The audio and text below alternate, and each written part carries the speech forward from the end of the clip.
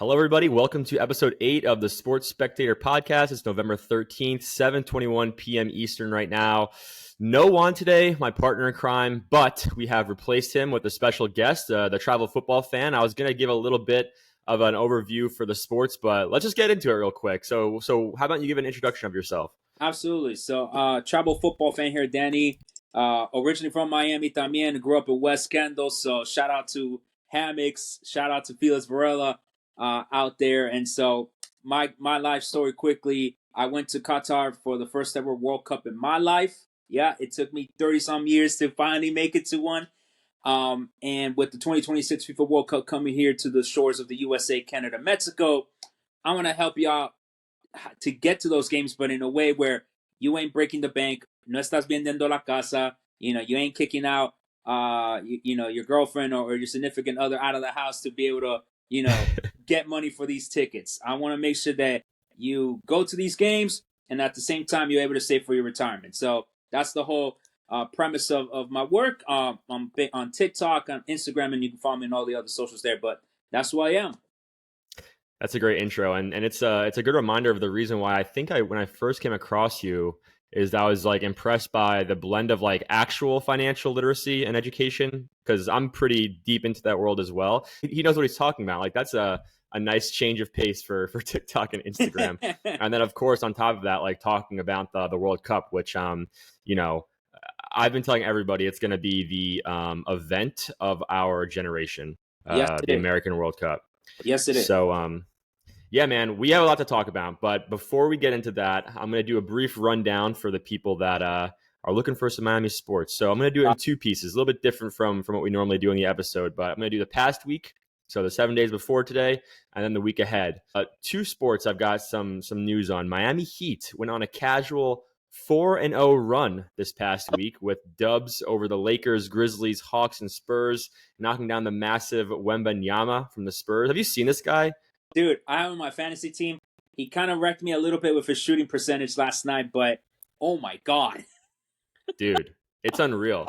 I'm not going to lie. The first time I saw this man, I was watching highlights of 2K, the basketball game. Yeah. And I was like, is this like a create a character, yes. dude? And then I started seeing like the real life highlights. I'm like, yo, this guy is nuts.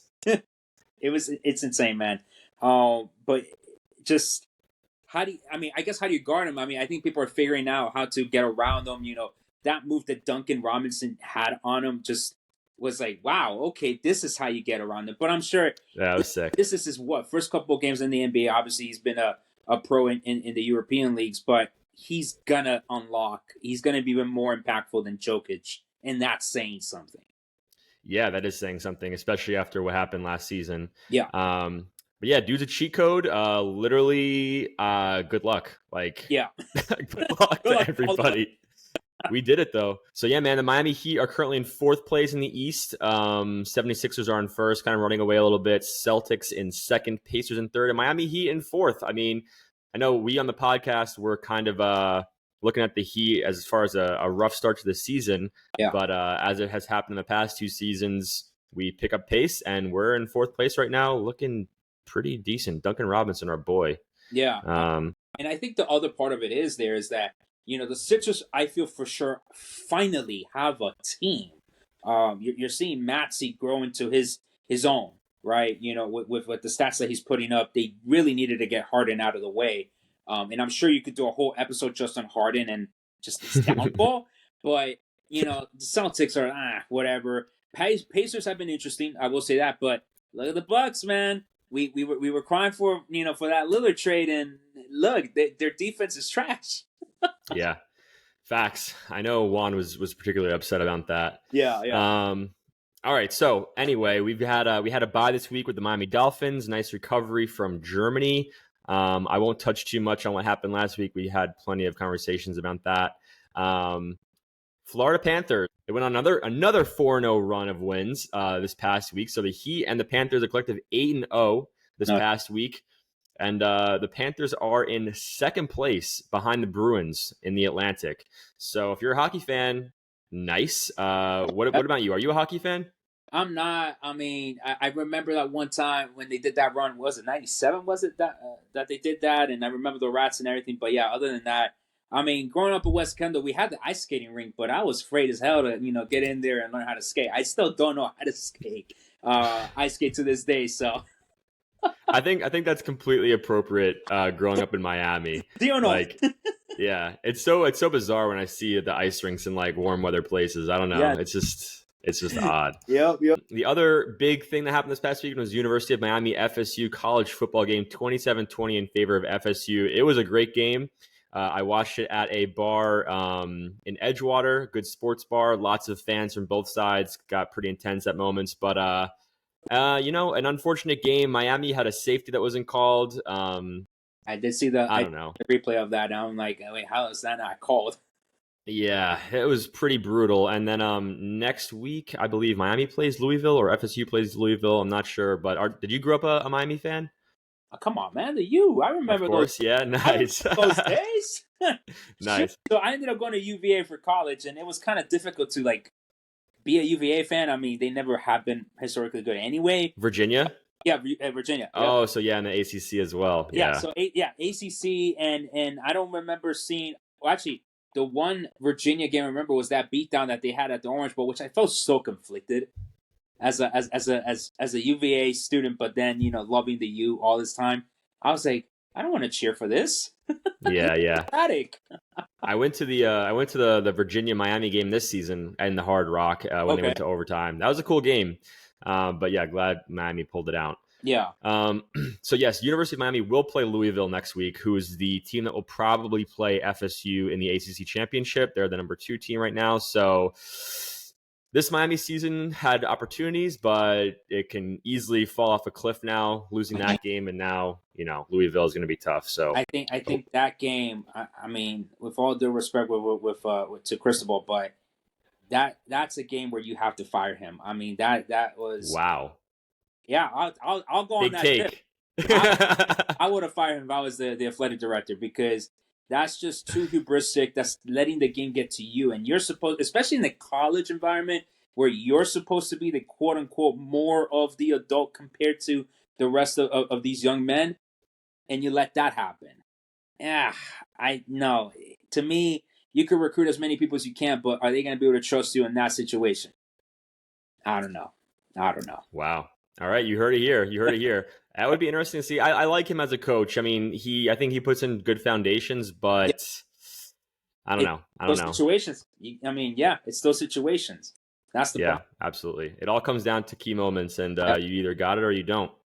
Yep. So the upcoming week, Miami Heat, we play the Hornets on Tuesday in the in-season tournament away. Thursday, Brooklyn Nets at home. Saturday, Bulls away. So if you want to go to a Miami Heat game this week, Thursday versus the Brooklyn Nets could be a cool game to go to. Is that still, because it used to be back when we were I don't know if you remember when we were growing up, the Barnum Bailey circus, wasn't that the reason why we would go on these like November road trips? Is that still I have no idea. Someone will have to confirm for us that listens in on this. Yeah, like I remember that there was always these road trips because of the circus. Or it might be in January. I might have it mixed up, but it is kind of nuts that we're being told, hey, go, first 17 or 17 out of 20 games be on the road. It's kind of nuts. Yeah, it is kind of nuts. It's brutal. Professional sports and traveling is brutal. Just like with the NFL, making them go to Europe, it's just pretty insane. That is, it's insane. You come back on a jet, like just absolutely banged up playing a professional football game. Yeah. But and it's obviously not the same, but I don't know if you've seen like how the logistics of Formula One works. And look that is nuts. They're already sending half the equipment while the race is happening at wherever they're at right then and there. That to me is, in terms of travel, and I know we'll talk more about World Cup and everything, but that to me is even crazier.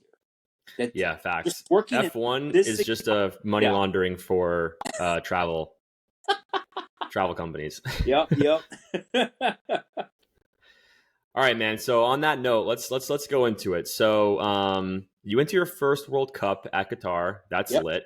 That's a huge life experience and travel experience in itself, I'm sure. Yeah. That's an extraordinarily complex financial and travel logistic experience.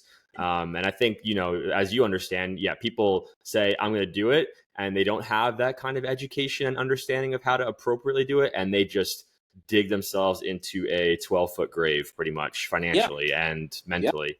So how'd you get started with doing what you're doing? Yeah, so funny enough, my wife and I had already had a travel Instagram account called Latinos at Passports, which you could also follow us there. My better half and I, we've been traveling ever since we got married 5 years ago. And we've always had been to Dubai. Even in our honeymoon, we've always either gone through it or, have visited Dubai City. Cool. And so, we were looking to go back again. We really like the UAE. And for Qatar, it was like, hey, then we can add Qatar, right? Because it's like right there. But the challenge was I couldn't find us a flight with our travel miles that we collect from our everyday spending, not from extra spending, everyday spending. I couldn't find direct flights to Qatar during the World Cup because they were smart, of course. They were like, well, no, we're not going to let you book with your points. We want your cash, right?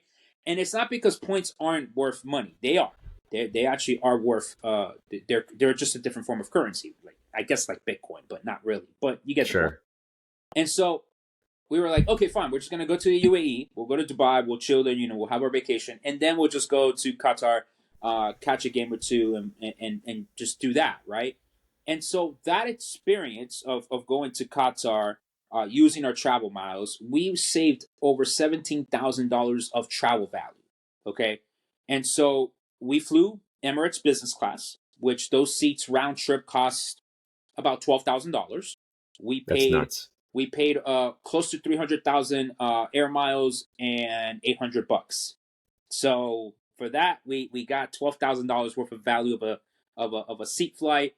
Drank champagne up in the sky. They got a bar in the back of the business class section. It's the works. Dude, I'm ready to go to Dubai right now. Look, fantastic city. They really are. I would say of the countries we visited there so far, it is the more progressive one. Like I said, in Qatar was, yes, I was only there for like about 36 hours on the ground, but you could tell there's a difference there. Oh, And yeah. that's another conversation.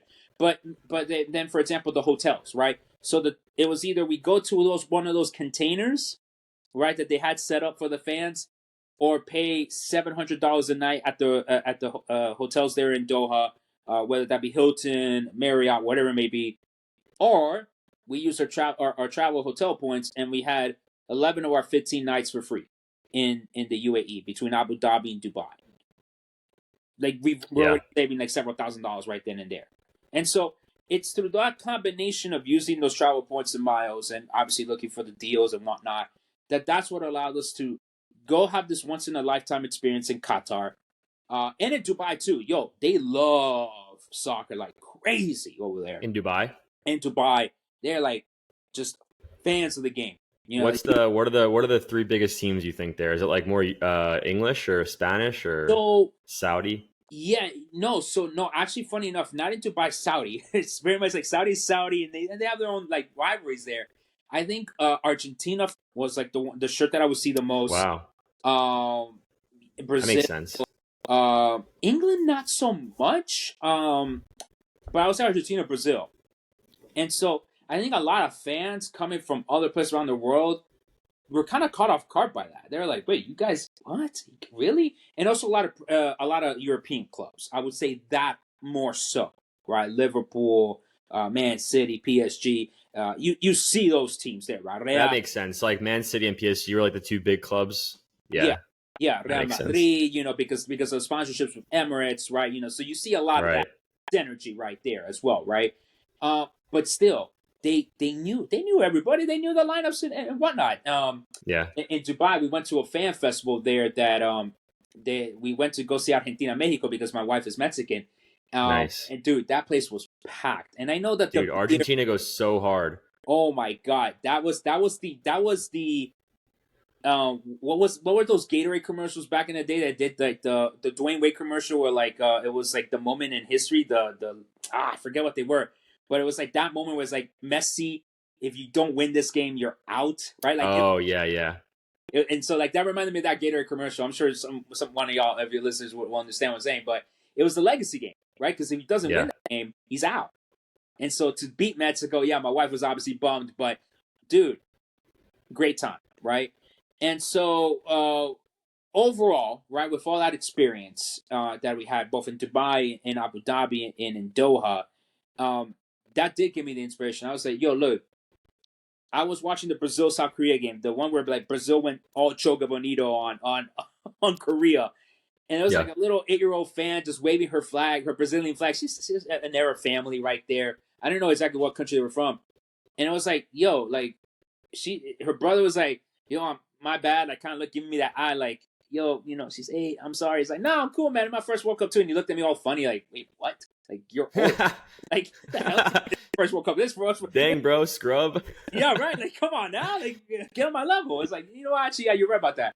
I mean, that makes sense. It does, yeah. Right. Like, they got to experience their, this World Cup because in their, region and their part of the world. And Yeah. so that was that inspo of like, yo, we got next.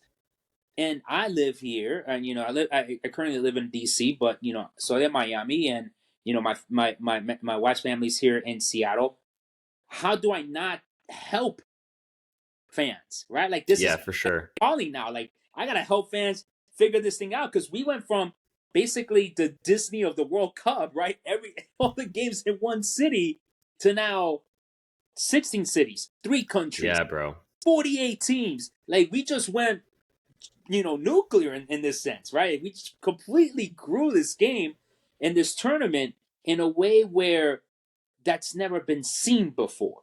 And I think that is where, like I was saying, like a lot of fans are going to get so caught off guard. They're already looking at it and they're like, how come we just don't do this in Qatar again?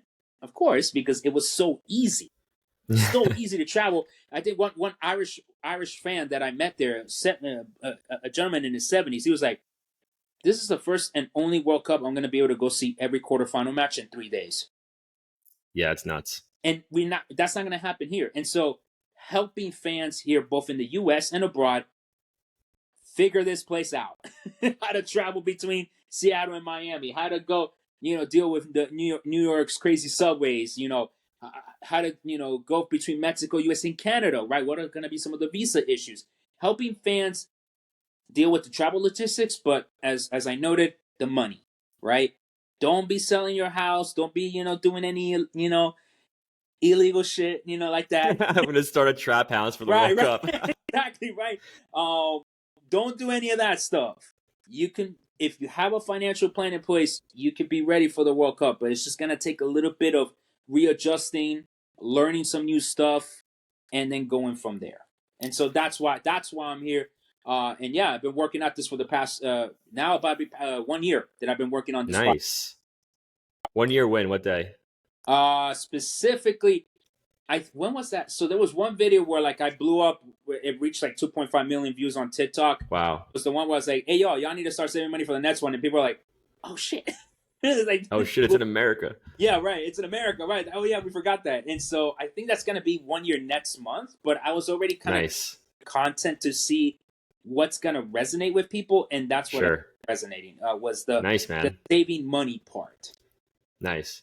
All right, dude, I'm pumped. So I'm lit. Like, yeah, like just talking about it with someone else that also understands the scale of this, because I play soccer every week. I'm on teams. Like I'm a big Liverpool fan. I'm obviously a huge USA fan. Like, et cetera, et cetera, et cetera. Soccer, football, blah blah blah. So, but regardless, still not many people like have digested how epic this is going to be. So there's a lot of questions I have about that. But let's start on some more of your basics. So you talk a lot about travel points, credit card points and stuff. Are you like a traveling consultant or something? Because how do you stack so many points? Is it like that you travel for work a lot, or do you like get multiple credit cards, or like what's your kind of baseline there? Yeah, what's kind of my strategy? So officially travel consultant, no, not in the official like, hey, I can give you my card, here's my certifications and everything. All the information I provide is based on the years of experience I've been traveling with my wife, and we've documented this through our own separate Instagram, as mentioned, Latinos with Passports. But also it comes about as I'm a first gen American here. My family's from Colombia, and it always kind of came back to that point of financial literacy. I only had my first credit card when I was 26, and I'm like 35 right now. Um, Travel credit card, that was probably when I was getting married, because my wife wanted to go to Bali, and I was like, oh, damn, all right, this is gonna, Dang, bro. It's yeah, hey, now they must go over there, like, take like, me to Bali, baby. You're like, right, ooh. like, how am I gonna get us there, right? Um, and then oh, can we go to business class? Can we start improving our way of travel, Uh-huh. right? And so that's kind of the thing here. So the just here's a couple basic rules I would say that people should follow when it comes to credit cards and collecting travel points and miles. One, you don't need a credit card to collect travel miles. Okay, a couple of easy ones that you can do without a credit card are a shopping portal, which like Rakuten is like a good example of, where you either can get cash back for your purchases, or if you did have the American Express Gold or Platinum or Green Card, I believe it is, you can go ahead and collect Amex points off of those purchases. You And so what do you say? You said with Rakuten? Rakuten. Rakuten. They're like one of those What is sponsors, that? Barcelona, if I'm not mistaken, back in a couple years ago. Interesting. I know the logo, but I Yeah, have no idea what they ever did. yeah. It's basically a website that aggregates all these online stores, and so instead of you going in person to Nike and you just paying them, Mm-hmm. the shoes, if you go Right. through Rakuten, you buy it online, then say you go on a day where like Black Friday is coming right up, you can get 15% cash back or 15 times per dollar you spend at Nike.com. And so On the like whole, travel points. right, whether the Amex points or your cash back, right? And Interesting. if you did, for example, with Alaska Airlines, because I'm currently in Seattle, we fly with Alaska Airlines quite often. I would go to the Alaska Airlines shopping portal, and I could do the same thing. I can collect 15 Alaska miles per dollar I spend at Nike, right? Not all the time, right? They kind of fluctuate. And Sure. so the idea would be, well, if I'm going to spend several $100 on some Jordans, multiply by 15, I'm already racking up 1,000 miles. And that Interesting. slowly but surely, you're switching your shopping habit from going to the store, giving your money and not getting anything back to, no, I'm going to go online, use this portal, get something in return. And that's always the idea, get something back in return. There's the dining portals, which work the same way, except that you type in your zip code and there's a list of restaurants in your area that will give you airline miles for you going spending money there. So it helps support local businesses. And then there's the opinion terminals, or opinion portals, I should say, which you can fill out online surveys. They give you miles. So by doing those three things, they don't necessarily require you to have a credit card, but you can start multiplying and double dipping on the miles you're earning. Okay, Nice. So so that that's sounds. So you said the first one you said. Like I said, I remember the logo, but how do you spell it? Like, Rakuten. oh, okay. So for example, on that website, I could purchase something, earn points on. So for example, I have a Chase Sapphire. I would Okay, earn my credit card points, and I would be earning on whatever I want to apply them to on that website. correct. Wow, that's awesome. Now, Nice. because you have, and actually, that's a very good thing that you mentioned that you had the Chase Sapphire card, because Chase also has a shopping portal. If you go Right. log into your website through your credit card portal, okay, and you go and I believe it's Chase Shopping, you will see you have your own Chase Shopping portal, and you can collect even more Chase points from your purchases. Nice. So that's an awesome piece of advice. So I guess my big takeaway so far, because I'm gonna have to ask questions on your other 2 points, Of course, of is course. if I want to make an online purchase, and maybe it's something over $100, I would say, speaking Hmm. for myself right now, Of I course. should go onto my Chase portal, Rakuten, and search that item and see if it's worth whatever difference I would find it anywhere else, like an Amazon, Yeah. in what I could earn from that purchase. Yep. Yep. And you're already doing the thing. You're already doing what you're supposed to be doing, which is basically the whole idea would be to go ahead and do your comparison shopping, right? So, do I go ahead and buy this product off through the Chase shopping portal, or through Rakuten. You can still use your Chase credit card, but which one is going to give you the most points for that purchase? Got it. Okay, so that's awesome. That's a huge takeaway for me. I'm going to have to start really remembering moving forward. Now, what were your other 2 points that you mentioned? Yes. So the other two is the dining portal. So say, for example, you like staying at Hilton hotels, right? And so what you do there is that you go search Hilton dining portal, and what that website will do is give you a list of restaurants in your area that will give you extra Hilton points for you spending money there. And you link a credit card, which again, you link your Chase, you earn Chase points plus Hilton points by going to that restaurant. Wow. Okay, so pretty much you would go on, like, so let's say I'm going to New York Saturday night. I'm on Google trying to find a good restaurant. I find a good restaurant. Then I go on to this Hilton portal or the Chase portal, go to restaurants and see if that restaurant's on there. Correct. And then that way you know, right. And then that way you know to, go to that specific restaurant, and then you'll be able to multiply your points there. Nice. All right. So 2 takeaways. All right. So what was the third point? The third point is filling out online surveys. Again, you go to Hilton. Yes. So keeping with Hilton, because Hilton's the easiest one of the hotel ones, actually. So Hilton, again, you look up their Hilton opinion or survey portal. You search that on Google. You'll get the website. You'll link your account.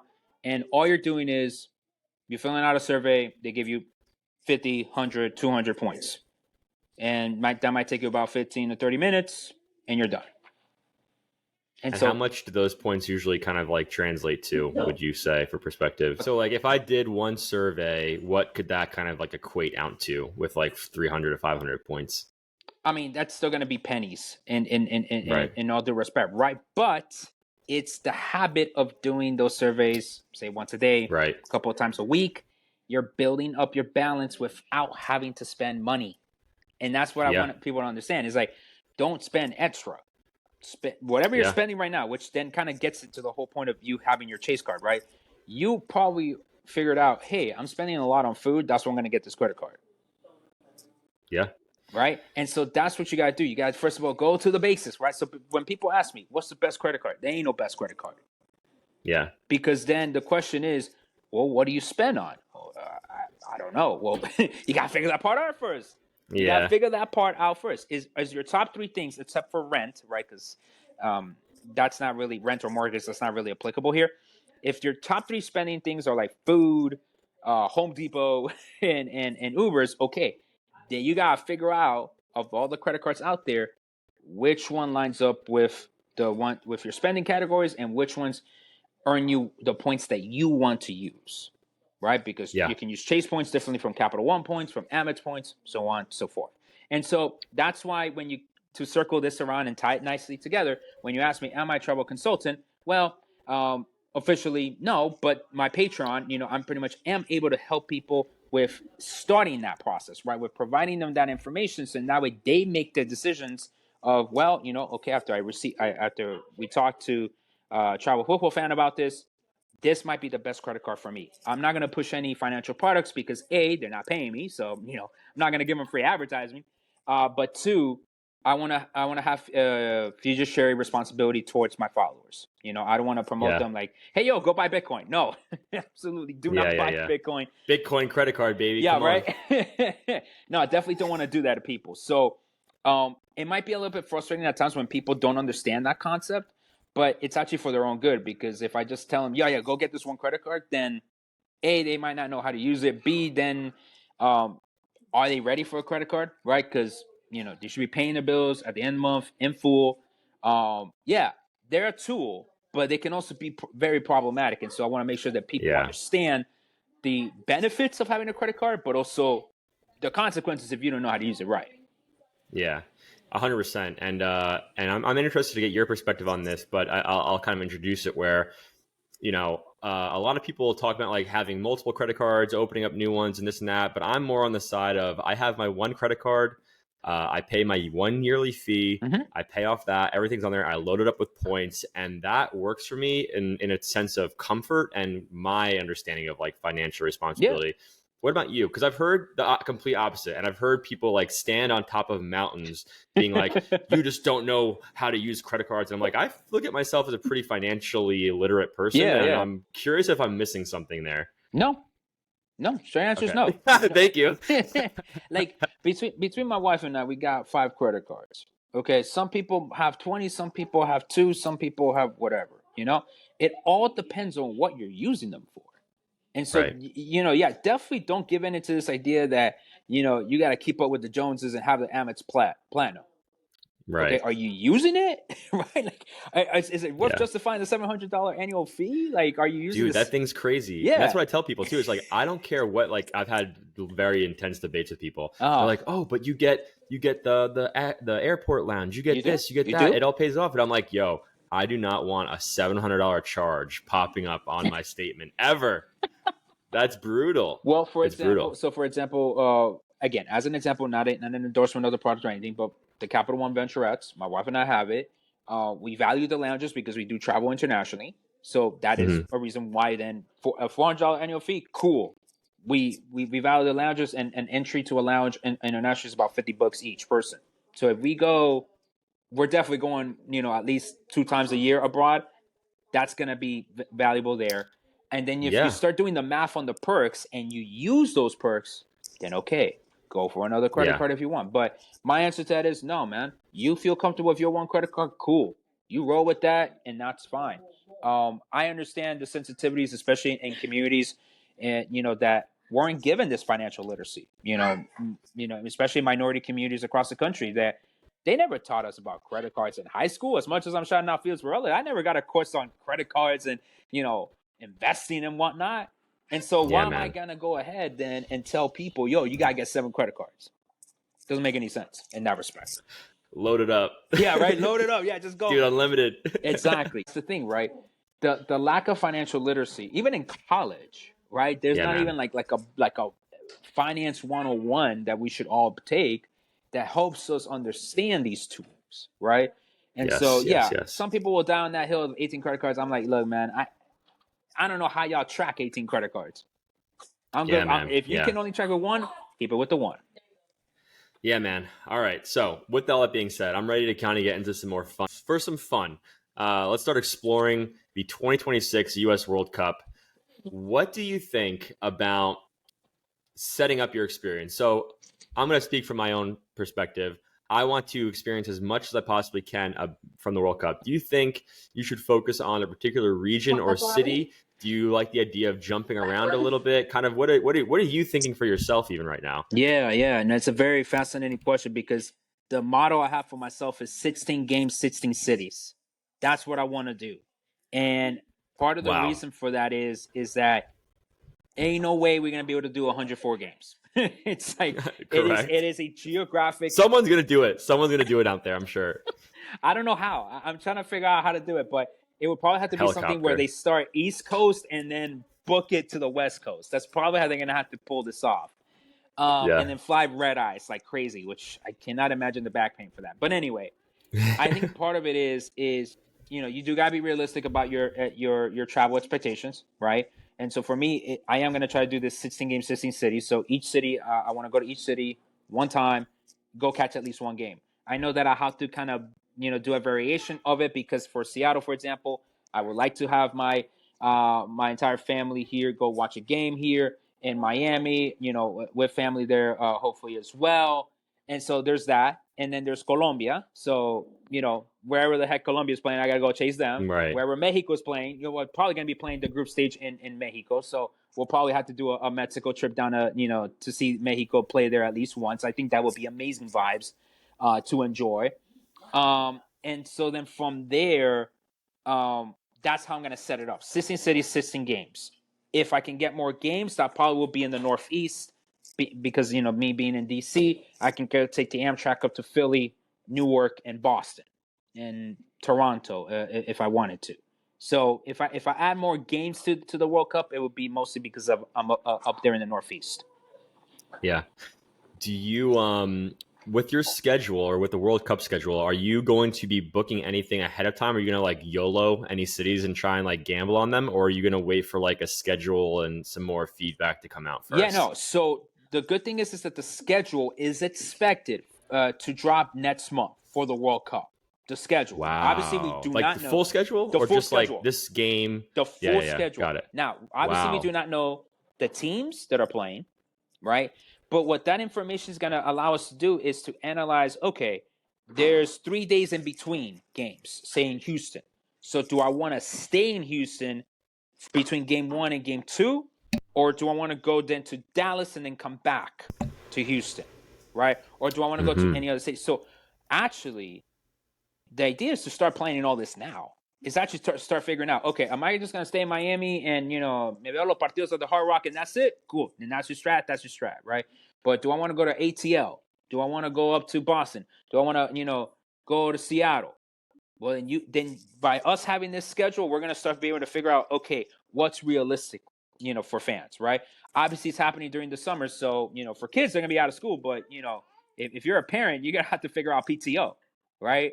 Or quit your job. Yeah. You could just quit your job. Just do that. just go it's YOLO. To go. Yeah, right. YOLO 6 weeks. And excuse me, my niece is, I don't know if you can hear my goddaughter back here, but she's also cheering for the idea of quitting my job for 6 weeks and go see the World Cup. So, but yeah, it all depends on what you want to do if your travel strat in that sense. So, can I wholeheartedly recommend Seattle? Yeah, I think Seattle's going to be the city with the best climate. Probably Seattle and Vancouver in the summer, because dude, Vancouver would be sick. Vancouver is nice. I got to go there for a couple of days. It is really nice. So in terms of weather, I would say Vancouver, Seattle. If that's kind of like, if you want to skip the humidity, great take, yeah. If you want to skip the humidity of Miami, pues, there's that. I think a lot of fans are going to be caught off guard by how hot it's going to be. Everyone was complaining about Qatar, but we're going to be probably hotter temperatures in Qatar. Yeah, man. And that's Dude, not even Dallas, Miami. Yeah. And everyone's thinking the game, we're going to be inside. Yeah, what are you going to do for the rest of the day? You're going to be out there, going outside. You're going to be roasting in Wynwood. You're going to be roasting out there. Even up in New York, like it's not cold in the summer. It's very, very hot. No, it's not. Exactly. And so I think that's kind of one of the first things that you got to take into account is it's going to be hot. So, pack accordingly, be mindful of that for your travel, right? And can I stress this enough? It's 48 teams. It's 48 teams. Nuts. 3 of them are at home, but it's 45 other countries coming over here. Okay, so fans also here in the United States need to realize it ain't just us. We'll have dibs on tickets. Oh my God. We'll have dibs on the tickets first, but we're going to shatter attendance records. There's a reason why the World Cup that has seen the most fans is still the USA 94 World Cup. Dude, that's nuts. Wow. And so if that is still the record, imagine 26. Bro. And imagine, because we have the 48 expanded tournament, say a first-timer gets in, right? Say India gets in. Dude, that'd be sick. Sick, but also that'd be so sick. A few million of them coming over here. I know. The tickets, car rentals, all that stuff. So that's what I'm saying, that when you were saying about do you YOLO it, you could YOLO it. You're going to be paying a higher price, probably waiting in line a hell of a lot longer. And then you're kind of having to build in those travel delays to your experience. So I guess the question back to the people is when they listen to this is, do you want to have as seamless of a World Cup experience as possible, or do you want to be waiting 2 hours at the car rental center, waiting for your vehicle because everyone else is ahead of you? Those are realities that we need to accept that are going to happen for the World Cup. Yeah, man. So, wow, this is overwhelming almost. Yeah. Even for me. But dude, so with that being said, like, are you like just gonna keep up to date as much as possible with like the schedule release, and the second it drops, like be ready to just hit the ground running and start booking stuff? So, or are you gonna still wait? Yeah. So unfortunately, we can't book any flights or hotels until about 330 days before the date that you want to book something. So we're actually having to wait until 2025, November, December to book the flights and Wow. the hotels and everything else. Precisely, the World Cup draw is expected to happen December 2025. And so if we have the same schedule of the ticket sales as it was with Qatar in 2022, I'm anticipating, and this is clearly a prediction by me, that the ticket sales window, the first one, is going to happen around October, November, and that's the blind one, where you're just going to buy a ticket to a game in a given city. That window will probably be better for fans that aren't going to travel outside their home city. So say, you're going to stay in Miami, bien, you go to Hard Rock, you just want to get 3 games to Hard Rock. Cool. Or if you want to go to the semifinal, to the World Cup final, you go buy those tickets in that first window. Because you don't know who's going to make it there, but you just want to be in the final, right? That's the first window. The second, third window happens probably after the World Cup draw in December to January, 2025, 2026. That's when these two teams are playing at this city, at this stadium, at this time. Say the Mexico tickets. Those tickets from Mexico, man, they're going to go fly off the shelves in 2 seconds. Like, for all Dude, this gives me anxiety. All these games are gonna fly. No, they're all gonna fly. Absolutely, Bro. right? And again, people always sleep on, let's just throw a random matchup, like in 2022, Serbia, Cameroon. Everyone slept on that game and ended up being one of the best games of the tournament. Right? Yeah. It was that 3-3 where Abu Bakar did that flick over the goalie, and he was just like, all right, I'm just gonna stand right here. He did that goal. Yeah. If you look at the highlights, it ended up being one of the best games of the tournament. And so all of these games are going to fly off the shelf like this. And so if you're lucky enough to get tickets, then you also need to be ready to book your flight, your hotel. If you're going to rent a car, if you're going to go public transit, whatever it is, you need to book everything on that same day and not wait. Because the further you wait, you're going to lose out on that seat, or the price of that seat is going to go up to a point where you're just like, I guess I'm going to have to start walking to Houston at this point and eventually make it there. So can you buy in both windows? Can you buy in the blind and buy, Yes. put your name in both? Okay. Yeah. So the Would ticket you sales recommend windows, that to anyone going hard? Yeah, if you're going just do hard, both? yeah. So that's to say, yeah, if you're going hard on tickets, the first window, use it to buy the final, semifinal, those games, right? You don't care, say Colombia, right? If Colombia makes it that far, great, right? But I want to go to the final, cool. Get the ticket for the final there in the first window. Second window, Wow. Now that I know where and when Colombia is playing, that's when I go buy those tickets. Interesting. Okay, so your opinion is buy the best games, World Cup semifinal, quarter in the blind, then wait to the Yeah, that's great advice. Yeah, because by that point, so for example, in Qatar, I bought in the first window, and the game we ended up with was the first time around was France Tunisia, which I think was still a great game. It was 1-0 Tunisia. They beat Mbappe there, but then we ended up switching for Brazil South Korea, which ended up being admittedly a better game. So that's what you start doing, okay? But yeah, that would be my advice for how to plan out your ticket purchase. And again, if you're just gonna stay in Miami or in whatever city, and you're just gonna go to a couple of those games, first window, get that out. Wow, dude, I have immense levels of dopamine just running through my bloodstream right now. It's just so exciting and it's unbelievable. All right, so here's I'm gonna give a rundown of what I've learned and what my opinion and strategy is. I want you to tell me yes, no, and feedback. All right. So here's what I think. Obviously, I am in love with Miami, so I want to experience the Miami World Cup here. I'm super bullish on every Latin American fan base coming here in their off periods. It's going to be lit. Any South American or Spanish game here is going to be nuts. Yes. But I would definitely love to, go on some exploration. So I guess maybe what I should do is plan maybe when I want to be in Miami and see what city I would really like to go to, in maybe a preference ranking, and for how long. Yeah. And then do the blind purchase. And is the blind purchase for you don't even know what city it's going to be in? Or no, you know what city it's going to be? No, you would know the city. Obviously because of Qatar, it was because it was all Doha, but you knew the stadium. So if you have a specific stadium you want to go to, right, then that would be that information would be provided in there in that blind window. So yes. Cool. Okay. Nice. And then, just buy the games, I guess, specifically for the Miami or maybe you'd have to just, if it's a good enough game, say, I guess I'm going to go to that city then, screw it. Yeah, exactly, right? And then, for example, to kind of then expand this, not too complicated, but at the same time, just to give you the window of how I would think about this, for Miami, American Airlines is the main airline hub down there, right? And so, do you want to start collecting in the next couple of years American Airlines miles or loyalty status with American Airlines? Why is that kind of important? Because then, when you're flying with them during the World Cup, you get potentially priority seating or upgraded into, maybe first class, but at least you get a better seat. You get to board first. Maybe a check bag for free, right? If that helps. All of these are expenses that you get to start cutting down because you did the work now to build that loyalty status. Yeah. And wow, so then dude, you're just going off. I mean, you're just going off. That's been my work for the last year, and I got 3 more to go. Imagine that. Dang, dude. And so, that's awesome. So then, for example, with Miami, with American Airlines being the hub, Dallas, right, is a direct connect. New York City is a direct connect.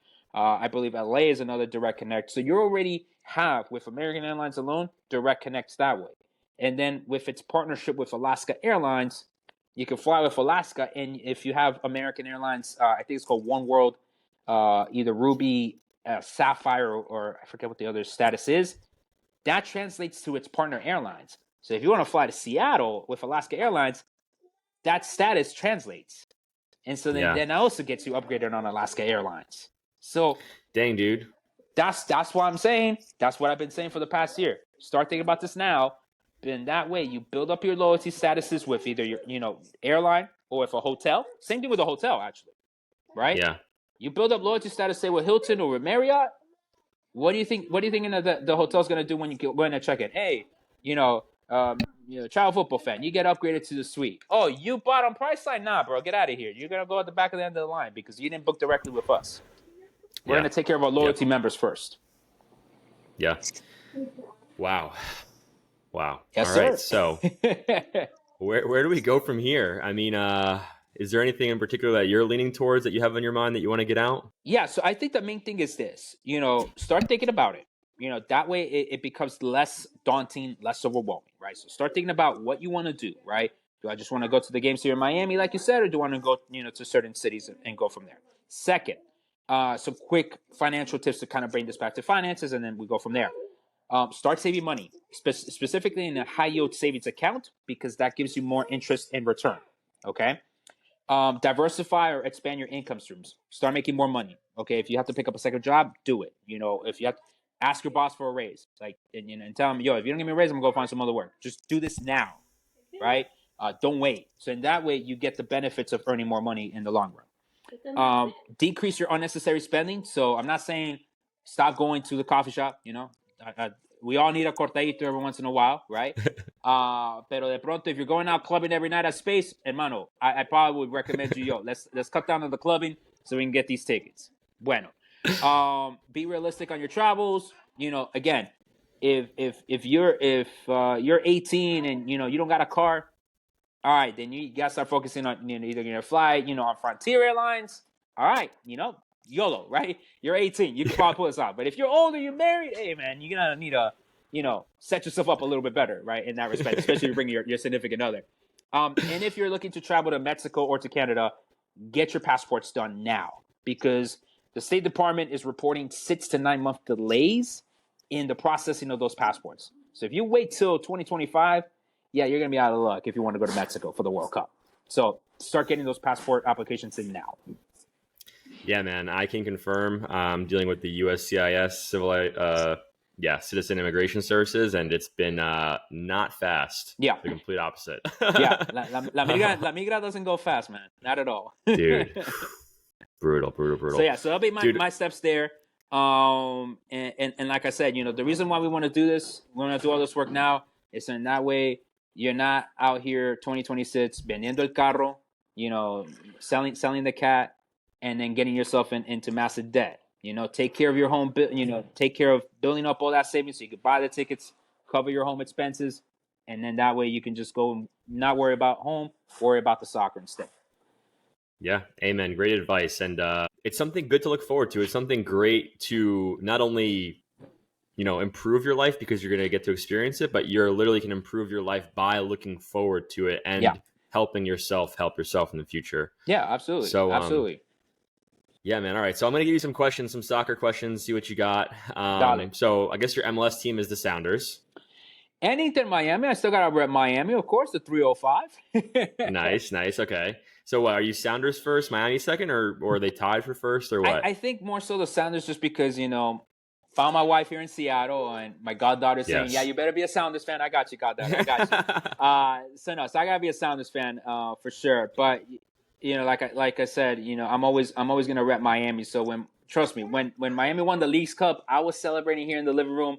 My goddaughter was over here in the corner of the kitchen just looking at me like, what is going on? This is the day before she was getting baptized. So it was the most surreal scene. I'm out here being a crazy person. She's like, this guy can't be my godfather. I'm sorry. We need to run this back. So yeah. So Sounders and Inter. Yes, understandable. All right. Do you have a South American club? I don't. I used to watch Libertadores quite a bit. Haven't in a while, but if I had to go with my parents' teams, it would be my dad with Deportes Tolima, and then my mom Millonarios. So nice, yes, yeah. Dude. Libertadores is such an amazing tournament. I've been watching it pretty religiously the past 3, and it's just such a.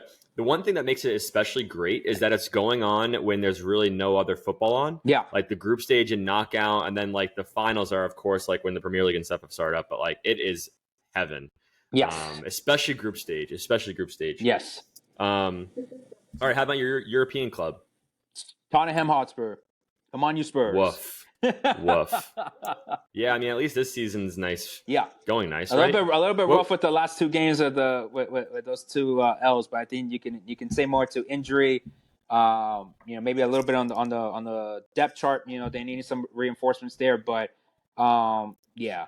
I remember the Gareth Bale game against AC Milan, and then Dempsey joined them right at that moment when I was looking to switch clubs. So, Spurs fan ever since. So how do you feel right now? Are you like, what do you think the Spurs are finishing this season in the Premier League? I think we have Are you delusional or are you realistic still? No, I'm gonna go delusional. I'm gonna go. We win the league. Nice. That's the only way to be. We win the league. I can't be realistic anymore. Good. I pray for you if that does not happen, and as your morale. Yeah.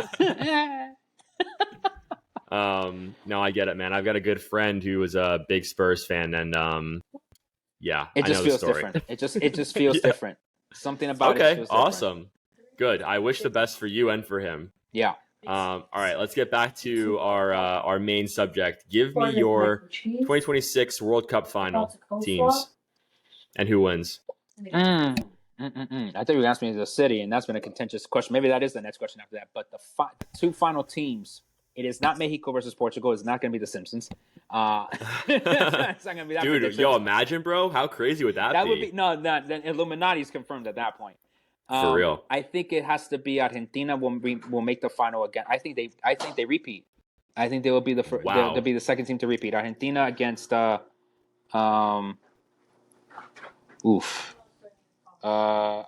care who's the second person. Argentina wins it.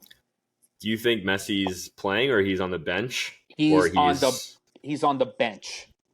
Just vibing? Yeah, he's on the bench. Maybe he'll be the super sub. He'll be the super sub. But Argentina wins it. Okay, let's just. Do I want to repeat France in there? I mean, there's such a deep squad. Yeah, Mbappe's unreal too. I know. Let's screw it. Argentina, France again. Rematch. Dude, okay. Rematch, and Argentina takes it again. And Argentina takes it again because of Emi Martinez. Wow. Just as it was with Qatar. Their problem was lack of a good goalkeeper. Martinez came through and not save right then and there. Yeah, that was unreal. Dude, that was the best soccer game I've ever watched in my life. Yes. Probably will ever watch in my life. Yeah. Yes. Unbelievable. I love telling this story. I'm going to tell it real quick. I watched it at an all-inclusive resort at my friend's wedding. They set up the movie theater to be all for it, and it was just heaven.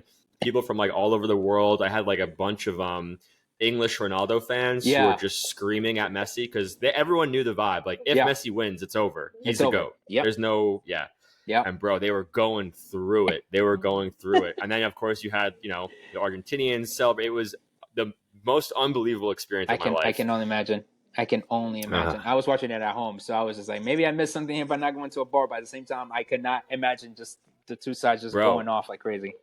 Yeah, you get to be focused and enjoy it. Yeah. So yeah, tell us about the final city. What's going on there? So to recap, it's really down to two cities between Newark. I know my New Jersey folks are like, I got you. It's Newark. I know.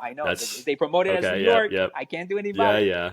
And Dallas. The main thing there is for FIFA to decide is, do you want the bigger stadium with its issues of grass and travel logistics, maybe not as smooth for fans, compared to New York, or do you want New York? It's a smaller stadium. It does not have the roof in case there's inclement weather. I know people are like, well, soccer players play in the rain. Okay, I want your World Cup final to be ruined by the rain then. And then come back and complain to me about that. So do you want the stadium without the roof, but it's New York City?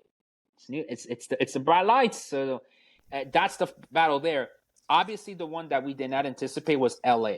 Right, with Stan Kroenke basically saying, yo, I want money. FIFA, with their money, they're like, well, we ain't giving you money. And the two billionaires are finding it out while all of us are like, wait, how are we not going to have the World Cup in LA? So do you think that storyline's done, or do you think it could still kind of evolve and happen there? I want the games in LA. I mean, it would be wild if LA does not have the World Cup.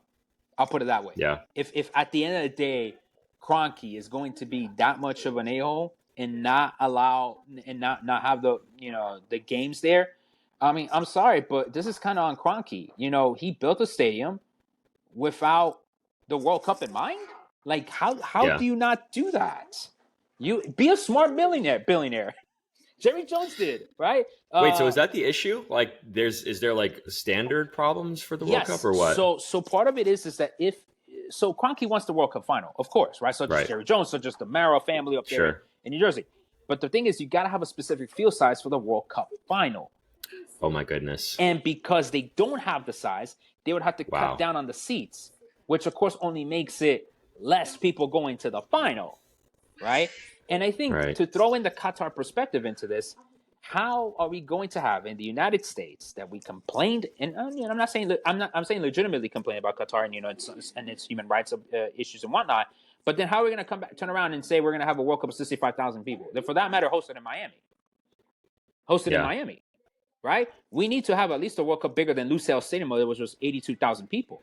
That's why New York and Dallas make sense. So it's not it's almost like FIFA saying like, well, it's not our fault you built the stadium small. Which I kind of lean on FIFA on this one. I guess what you think Kroenke's just like, guys, it's not a big deal. The stadium size is because he's trying to sell the sweet boxes and all the modern amenities. So I'm sure it's a fantastic stadium from that sense. But dude, you didn't build it to the specs. And so now FIFA, of course, they got they're their own group, and I'm not gonna necessarily side with FIFA 100%. But on this one, I mean, FIFA kind of has a point. And I mean, granted, could they do a better job with revenue sharing? Duh, but honestly, this is a fight between billionaires, and I don't really care about the billionaires like that. It's like, dude, y'all want to share the money or not? Look, that's between y'all, but give us the games, man. Just give us the games. For real. Did you watch that FIFA documentary? With, I did. Like Sepp Blatter? That was epic, bro. It's like The Godfather. Like, yes, literally. Yes, and so that's why I'm inclined to necessarily give FIFA the free hand either. Here, it's like, no, dude, stop being corrupt yourselves too, right? Like, dude, you're gonna take all of the revenue sharing. Like, you're not gonna give any of the revenue sharing to the stadium owners. Like, I can see how that kind of rubs off the shoulders of some of these billionaires, of course, right? For sure. But also Kroenke, I'm sure he's regretting building that stadium to that size. Like, you thought that stadium was going to compete against AT&T Stadium? Jerry Jones is going to be like, yo, how much more money we need? Put it in there. Yeah. I'm a Cowboys fan, so I do like the that idea of like Jerry Jones just like, I'm built for this. He's like, I'm just built different. Like, he is build definitely your new built flashy different. stadiums. Yeah. I am surprised, though, to kind of put a wrap on the final. I am surprised Arthur Blank did not throw more effort to hosting the final. I think Atlanta would have been an excellent choice as a World Cup final city. He probably just saw James and was like, you know what, man, I ain't done with this crazy fool. Like, dude, yes, bro, I agree. You can have it. I've been to many, many games in that stadium, and it is unbelievable. It's amazing. I love it. I love it. Atlanta's great. I lived in Atlanta for several years. It's a great city. It's a great biggest city. airport in America, right? Yeah. I think. Yeah. So and, yeah, dude. And but you can I agree. You can go from the airport to the stadium on the MARTA. Yes. And yes, so, like, yes, I think all of that could have really put Atlanta as a dark horse candidate to host the World Cup final. Yeah, dude, I like your opinion. I think it's spot on. Arthur Blank's just like, dude, I'm too old for this shit. I'm just gonna hang out. I'll watch my quarterfinal game or whatever, maybe. Probably semifinal. I think I can see them either host a semifinal. If LA's not involved, again, this is if LA's not involved, they get a semifinal. If LA's involved, I think they get third place. Yeah, still an excellent game at that. Wow, what a conversation, dude! I'm ready to freaking go to the World Cup. I mean, hey, and unfortunately, we got 941 days to go to the start of the tournament. So it seems far away. But the reality is that it's really not. We're at the end of 2024. You know, only what? I mean, end of 2023. Only 2 more Christmases. Yeah, and that's it's a sweet spot to start saving and stacking money, though. That's for sure. Right now, right? If you haven't done so, now is the time. We got to start ringing the bells for that. For Christmas, ask for a high yield savings account. Ask for money. Give money, please. Yeah. I just want money. That's it. Here's my bag. Here, put it.